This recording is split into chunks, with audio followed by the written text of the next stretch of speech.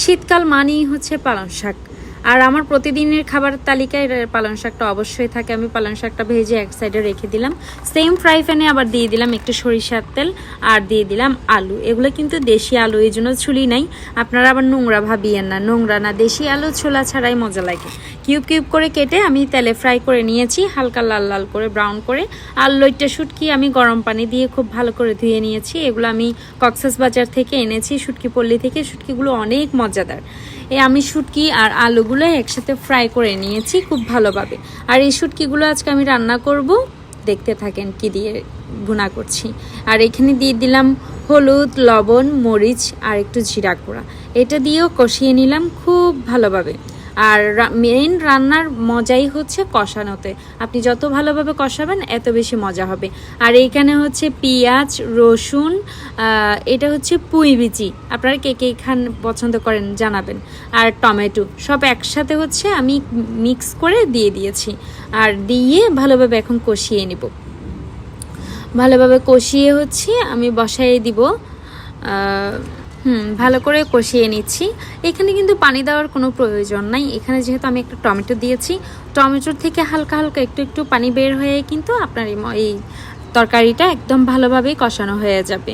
Extra পানি দেওয়ার কোনো প্রয়োজন নাই। খুব সুন্দর করে হয়ে গেছে। তারপর আমি লাল চালের ভাত নিয়ে নিয়েছি। আমি যেহেতু ডায়েট করি এই জন্য আমি লাল চালটাই খাই। লাল চালটা অনেক উপকারী, অল্প খেলে মানে পেট ভরে যায় এই জন্য। আর পালং শাক দিয়ে ফার্স্টে খেয়ে নিলাম। মানে পালং শাকটা আমার কাছে এত মজা লাগে, এত মজা লাগে, আমি জানি না পালং শাকটা আমার কাছে এত কেন মজা লাগে। আমি এখন ভিডিও ভয়েস দিচ্ছি। আমার খাওয়ার ভিডিও দেখে আমারই খাইতে ইচ্ছে করতেছে। মানে কি বলবো, এখন আমার আবার খাইতে ইচ্ছে করতেছে। এখন তো বিকালবেলা, আমার মুখে দিয়ে পানি চলে আসতেছে, কথাই বলতে পারতেছি না। আল্লাহ, এটা কোনো কথা? আচ্ছা, আপনারা কে কি পছন্দ করেন পালং শাক জানাবেন। আমি অপেক্ষায় করছি আপনাদের উত্তরের আশায়। প্লেট কোচায় কাচায়, হাত সহ কোচায় কাচায় খেয়ে নিছি। এরপরে আবার নিয়ে নিলাম ভাত পুঁই ফল খাওয়ার জন্য। এই যে দেখতে অনেক সুন্দর লাগতেছে, অনেক কালারফুল। ওয়াও, অনেক কালারফুল লাগতেছে। তারপরে আবার পুঁই শাক নিয়ে নিচ্ছি, পুঁই শাকের বিচি। আর আমি শুটকি বাছাই করতেছিলাম যে কোথায় শুটকি আছে। শুটকি আমি যদিও বা বেশি করে দিছি, তারপর আরও বেশি করে নিচ্ছিলাম আর কি। আর আপনারা, আমি পুঁই ফলের বিচি যে এগুলো তো রান্না করছি কাঁচাগুলো, এখানে দুই একটা আছে পাকনা পাকনা। আমরা ছোটোবেলায় করতাম কি, এই পুঁই শাকের বিচিগুলো দিয়ে যেগুলো পাকনা হয়ে যেত এগুলোকে উঠায় নিয়ে হাতের মধ্যে এটা সেটা লিখতাম, এত মজা লাগতো।